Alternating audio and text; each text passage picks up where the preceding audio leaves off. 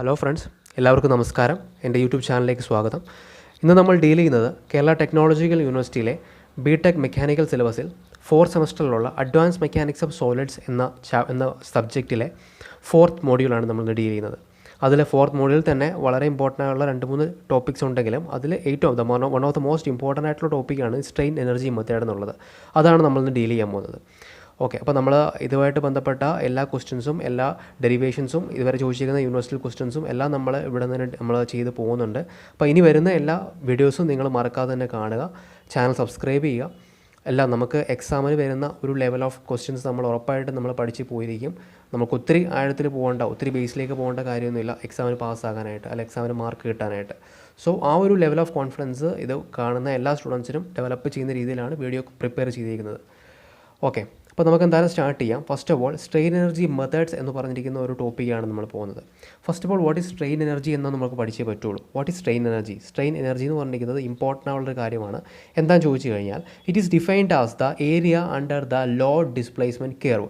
നമുക്കറിയാം load displacement curve എന്ന് പറഞ്ഞാൽ എന്താണ്? അതായത് ലോഡും ഡിസ്പ്ലേസ്മെൻറ്റും കൂടെ വരയ്ക്കുന്ന ഒരു കർവാണ് load displacement curve. That is load versus displacement. ഞാനൊരു ബോഡി എടുക്കുന്നു, ആ ബോഡിയിൽ കൂടി ഞാൻ കുറച്ച് ഫോഴ്സ് എക്സേർട്ട് ചെയ്യുന്നു. ദാറ്റ് ഈസ് ഇവിടെ ഞാനൊരു സിലിണ്ടറിക്കൽ ബോഡിയാണ് ഞാൻ അസ്യൂം ചെയ്യുന്നത്. ആൻഡ് ആ സിലിണ്ടറിക്കൽ ബോഡിയിൽ ഞാൻ ഒരു പർട്ടിക്കുലർ ഫോഴ്സ് ഞാൻ അപ്ലൈ ചെയ്യുന്നു. ദാറ്റ് ഈസ് ഇവിടെ ഞാൻ പി എന്ന് പറഞ്ഞ ഫോഴ്സ്, ഇവിടെയും പി എന്നുള്ള ഫോഴ്സ് ഞാൻ അപ്ലൈ ചെയ്യുകയാണെങ്കിൽ ആ ഫോഴ്സ് കൊടുക്കുന്നതിനനുസരിച്ച് the body will be having some deflection, അല്ലേ? ബോഡിക്ക് ചില ഡിഫ്ലക്ഷൻ, ചില ഡിഫോർമേഷൻ ഉണ്ടാവും. അങ്ങനെയാണെങ്കിൽ ഞാൻ എക്സ്ട്രാ പുറത്തുനിന്ന് ഞാനൊരു വർക്ക് കൊടുത്തത് കൊണ്ടാണ് ഈ ബോഡിക്ക് മൂവ്മെൻറ്റ് അല്ലെങ്കിൽ ഡിഫ്ലക്ഷൻ ഉണ്ടാകുന്നത്. So what amount of work I have done, ഞാൻ എന്തുമാത്രം വർക്ക് കൊടുത്തു, ആ വർക്ക് ഈ ബോഡിക്കുള്ളിൽ സ്റ്റോർ ചെയ്യപ്പെടും. അതങ്ങനെയാണ് പറയുന്നത്. അതായത് ആസ് പെർ എഞ്ചിനീയറിംഗ് നമ്മൾ ഒരു ബോഡിനെ ഡിഫോം ചെയ്യാനായിട്ട് പുറത്തുനിന്നൊരു വർക്ക് കൊടുത്തു കഴിഞ്ഞാൽ ആ വർക്ക് ആ ബോഡിക്കുള്ളിൽ സ്റ്റോർ ചെയ്യപ്പെടും. അങ്ങനെയാണെങ്കിൽ എന്ത് വർക്കാണത്, എന്തുമാത്രം ചെയ്തു, അത് കിട്ടാനായിട്ട് ശരിക്കും പറഞ്ഞാൽ അതിൻ്റെ ഏരിയ എടുത്താൽ മതി. That is P versus deflection, load versus deflection എന്ന് പറഞ്ഞിരിക്കുന്ന കർവിൻ്റെ ഏരിയ എടുത്തു കഴിഞ്ഞാൽ you will be getting the amount of energy that I have given, അല്ലെങ്കിൽ ആ മനുഷ്യൻ എന്തുമാത്രം ലോഡ് കൊടുത്തു അത് തന്നെയാണ് ബോഡി സ്റ്റോർ ചെയ്യുന്നത്. സോ എനിക്ക് ആ ഒരു ഏരിയ എടുത്തു കഴിഞ്ഞാൽ ആ എന്തുമാത്രം എനർജി ബോഡിക്കുള്ളിൽ സ്റ്റോർ ചെയ്യപ്പെട്ടു. And which is A strain energy, അത് തന്നെയാണ് സ്ട്രെയിൻ എനർജി, അതിൻ്റെ വാല്യൂ കിട്ടും. ഓക്കെ, അപ്പോൾ it is defined as the area under the load displacement curve. Okay, അപ്പോൾ അതിനെയാണ് നമ്മൾ ഈ സ്ട്രെയിൻ എനർജി എന്ന് വിളിക്കുന്നത്. അപ്പോൾ ഇവിടുത്തെ കേസിൽ ഇതാണ് ആ ഒരു കർവ് വരുന്നത്. അതിൻ്റെ താഴേക്കുള്ള ഏരിയ, അതിൻ്റെ അടിയിലേക്കുള്ള ഏരിയ ആണ് യു എന്ന് പറഞ്ഞിരിക്കുന്നത്. ഓക്കെ, അതിൻ്റെ ഏരിയ എന്തുമാത്രം വരും നമുക്കറിയാം. It is the shape of a triangle. ഒരു ട്രയാങ്കിളിൻ്റെ ഷേപ്പിലാണ്. ട്രയാങ്കിളിൻ്റെ ഏരിയ എങ്ങനെ കണ്ടുപിടിക്കുന്നത്? Half into B into H ആണല്ലോ. ഹാഫ് എന്ന് പറഞ്ഞാൽ ഹാഫ് നമ്മൾ എടുത്തു. ബേസ് എന്താണ്? ഡെൽറ്റ എൽ ആണ്. That is base. Into height എന്താണ്? പി ആണ്. So half into P into delta L എടുത്തു കഴിഞ്ഞാൽ you will be getting the U, that is the strain energy stored inside the body. അത് നിങ്ങൾക്ക് കിട്ടിക്കഴിഞ്ഞു. Okay, ഇനി നമുക്ക് പഠിക്കേണ്ട മറ്റൊരു ടൈമാണ് the complementary strain energy. Complementary strain energy എന്താണെന്ന് ചോദിച്ചു കഴിഞ്ഞാൽ it is a area above the curve. നമുക്കറിയാം ഇതാണ് നമ്മുടെ കർവ്. ആ കർവിന് മുകളിലേക്ക് ഒരു ഏരിയ എനിക്ക് കിട്ടും. ആ ഏരിയ എടുത്തു കഴിഞ്ഞാൽ you will be getting the complementary strain energy. So ഏരിയയുടെ നമ്മൾ എടുത്തിരിക്കുന്ന കർവിൻ്റെ താഴേക്കുള്ള ഏരിയ ആണെങ്കിൽ സാധാരണ സ്ട്രെയിൻ എനർജി, മുകളിലേക്കുള്ളതാണെങ്കിൽ it is a complementary strain energy. അത്രേ ഉള്ളൂ വ്യത്യാസം. ഓക്കെ, ഇപ്പം നമുക്കിനി മെറ്റീരിയൽസ്, പല ടൈപ്പിലുള്ള മെറ്റീരിയൽസ് ഉണ്ട്. Linear elastic material, non linear elastic material, അങ്ങനെ പല ടൈപ്പ് മെറ്റീരിയൽസ് ഉണ്ട്. അതിനകത്ത് ഞാനിവിടെ എടുത്തിരിക്കുന്നത് ലീനിയർ ഇലാസ്റ്റിക് മെറ്റീരിയലാണ്. So since it is a linear elastic material, the curve I am getting, so ഇത് I am a straight line I am getting, എനിക്ക് കിട്ടുന്ന ഒരു സ്ട്രെയിറ്റ് ലൈൻ തന്നെയാണ്. സോ സ്ട്രെയിറ്റ് ലൈൻ ആയതുകൊണ്ട് എനിക്ക് മുകളിലേക്കുള്ള ഏരിയയും താഴേക്കുള്ള ഏരിയയും സെയിം തന്നെയാണ്. So that is U is equal to U star. U star എന്ന് പറഞ്ഞാൽ കോംപ്ലിമെൻ്ററി എനർജിയാണ്, യു എന്ന് പറഞ്ഞാൽ സാധാരണ സ്ട്രെയിൻ എനർജിയാണ്. So they are same in the case of a linear elastic material. Okay, അപ്പോൾ അതാണ് നമ്മൾ മനസ്സിലാക്കി വെക്കേണ്ടത്. For a linear elastic material the strain energy is equal to the complementary strain energy, same ആയിട്ട് തന്നെ വരുന്നു. ഓക്കെ, നമുക്കറിയാം സ്ട്രെയിൻ എനർജിയാണ്. അപ്പോൾ അതിൻ്റെ യൂണിറ്റ് എന്തായിരിക്കും? എനർജിയുടെ യൂണിറ്റ് തന്നെയായിരിക്കും. സോ അത് ജൂൾ തന്നെയായിരിക്കും. ഓക്കെ, ഇനി നമ്മൾ പറയേണ്ടതെന്ന് പറഞ്ഞാൽ what in the case of A non linear elastic material. ഒരു നോൺ ലീനിയർ ഇലാസ്റ്റിക് മെറ്റീരിയൽ എടുത്തു കഴിഞ്ഞാൽ എന്തായിരിക്കും എഫക്റ്റ്? അതെന്താ പറയുന്നത് പറഞ്ഞാൽ, നമുക്ക് നോൺ ലീനിയർ ആകുമ്പോൾ പേര് പറഞ്ഞിരിക്കുന്ന പോലെ തന്നെ എന്താണ് ആ ഒരു ലോഡ് വേഴ്സസ് ഡിഫ്ലക്ഷൻ. ഞാനിവിടെ പറഞ്ഞു ലോഡും കൊടുത്തു, ലോഡ് കൊടുക്കുന്നതിനനുസരിച്ച് the body will be having some deflection ഉണ്ടാകുന്നുണ്ട്. ആ ഡിഫ്ലക്ഷനും ലോഡും തമ്മിലുള്ള തമ്മിലുള്ള equation it is not in the case of a not like linear. അത് ലീനിയർ ആയിട്ടല്ല പോകുന്നത്, ഇവിടെ കാണിച്ച പോലെ സ്ട്രെയിറ്റ് ലൈനായിട്ട് പോകത്തില്ല. അത് പോകുന്നത് എങ്ങനെയാണ്? ഒരു കർവ് പോലെയാണ് പോയിരിക്കുന്നത്. സോ ഇവിടെ ഒരു കർവ് എനിക്ക് കിട്ടി. അപ്പോൾ ഇവിടുത്തെ കേസിലും എനിക്ക് area under the curve strain energy എനിക്ക് കിട്ടും. അത് കിട്ടണമെങ്കിൽ എന്താ? പക്ഷേ ഇതൊരു കർവാണ്. So I cannot take like triangle പോലെ എനിക്ക് എടുക്കാൻ പറ്റില്ല. സോ എങ്ങനെ എടുക്കണം? I have to integrate. എനിക്ക് അതിൻ്റെ ഏരിയ അണ്ടർ ദ കർവ് എന്നുള്ളത് ഇൻ്റഗ്രേഷൻ ആണ് പഠിച്ചിരിക്കുന്നത്. So U is equal to integral of 0 to dl, 0 തൊട്ട് DL വരെ എനിക്ക് എടുക്കണം.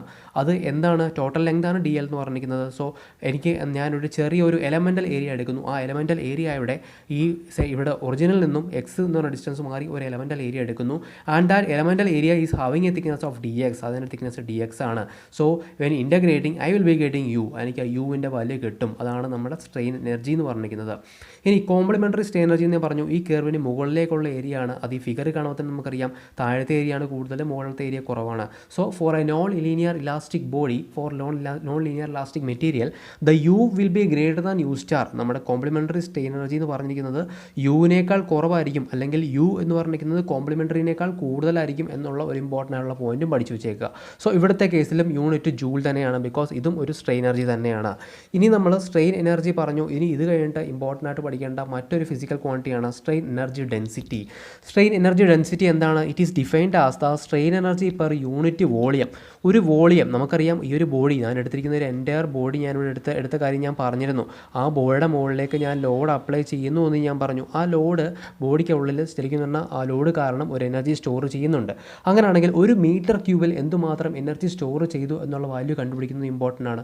ഓക്കെ, അപ്പോൾ ഒരു മീറ്റർ ക്യൂബിൽ എന്തുമാത്രം വോളിയം ഉണ്ട്, എന്തുമാത്രം എനർജി അവിടെ ഉണ്ട് എന്ന് കണ്ടുപിടിക്കാൻ വേണ്ടിയാണ് നമ്മൾ സ്ട്രെയിൻ എനർജി ഡെൻസിറ്റി എന്നുള്ള ടൈം നമുക്ക് ഡിഫൈൻ ചെയ്തിരിക്കുന്നത്.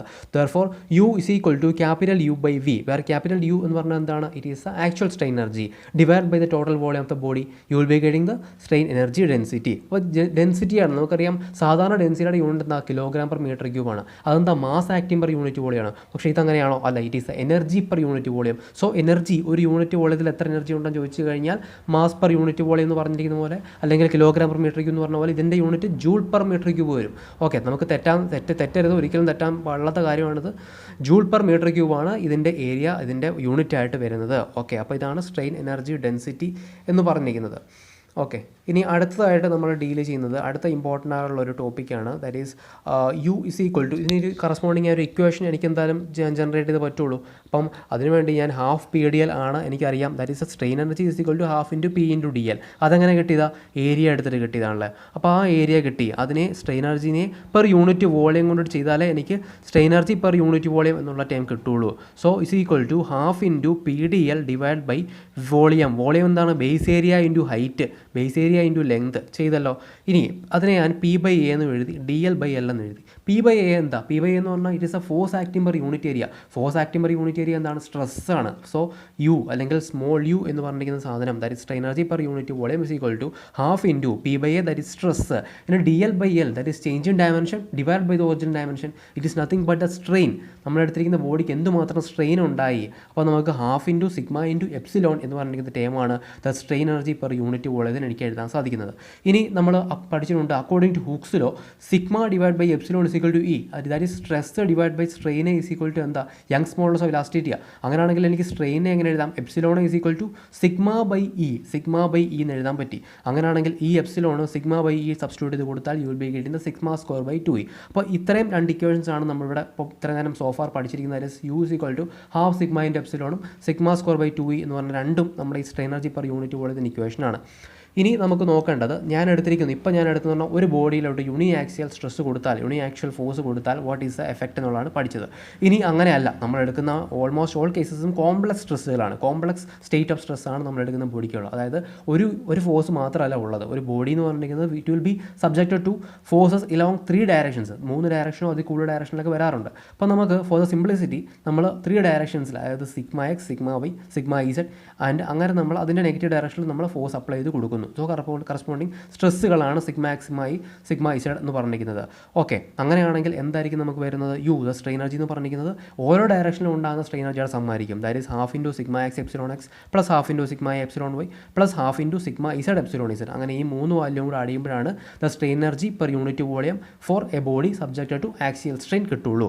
Okay, what is u shear? U shear എന്ന് പറഞ്ഞാൽ ഞാൻ എടുത്തിരിക്കുന്ന ബോഡിക്ക് ഇനി നോർമൽ സ്ട്രെസ് കൊടുക്കുന്നില്ല. If I am giving a shear stress, ഞാനൊരു ഷിയർ സ്ട്രെസ്സാണ് കൊടുക്കുന്നതെങ്കിൽ എന്താ കിട്ടുന്നത്? ഞാനിവിടെ tau X Y, tau Y Z, tau X Z അങ്ങനെയുള്ള ഓരോ ഷിയർ സ്ട്രെസ്സുകൾ ആ ബോഡിയുടെ ഓരോ ഫേസുകളിൽ ഞാൻ അപ്ലൈ ചെയ്യുന്നു. അപ്പോൾ ഇങ്ങനെയുള്ള ഷിയർ ഫോഴ്സുകൾ അപ്ലൈ ചെയ്യുമ്പോൾ A shear stress will be generated. അങ്ങനെ കറസ്പോണ്ടിങ് ആയിട്ട് ഈ ബോഡിക്കകത്ത് നമ്മളൊരു ബോഡിക്ക് ഫോഴ്സ് കൊടുത്തു കഴിഞ്ഞാൽ ബോഡിക്കുള്ളിൽ സ്ട്രെയിൻ എനർജി സ്റ്റോർ ചെയ്യപ്പെടും.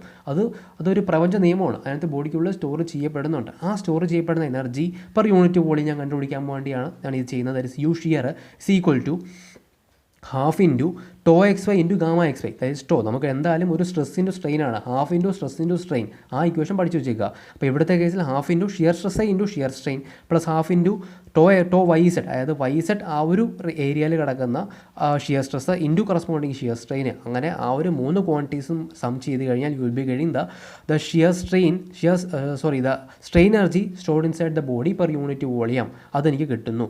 ഓക്കെ, ഞാൻ എടുക്കുന്ന ബോഡി നമുക്കറിയാം. ഒരു ബോഡി എന്ന് പറഞ്ഞിരിക്കുന്നത് ഷിയർ സ്ട്രെസ്സുകൾ മാത്രമായിരിക്കും ഇതിൽ ആക്ട് ചെയ്യുന്നത്. ആക്സിയൽ സ്ട്രെയിനുകൾ മാത്രമായിരിക്കത്തില്ല ഉണ്ടാകുന്നത്.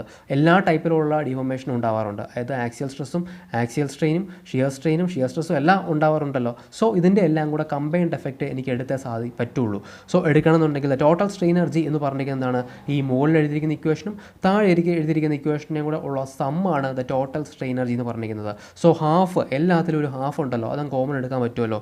ഹാഫ് കോമൺ എടുത്തു. ബാക്കി sigma X into epsilon X ഒന്നാമത്തെ ടൈം, രണ്ടാമത്തെ ടൈം, മൂന്നാമത്തെ ടൈം, അങ്ങനെ എല്ലാ ടൈമുകളോട് നിരത്തി എഴുതി കഴിഞ്ഞാൽ you will be getting the total strain energy stored in A body when that body is subjected to axial and shear forces. ആക്സിയലും ഷിയർ ഫോഴ്സുകളും അപ്ലൈ ചെയ്യുകയാണെങ്കിൽ ഉണ്ടാകുന്ന സ്ട്രെയിൻ എനർജിയുടെ ടോട്ടൽ ടോട്ടൽ വാല്യൂ ആണ് നമുക്ക് ഇത് കിട്ടിയിരിക്കുന്നത്.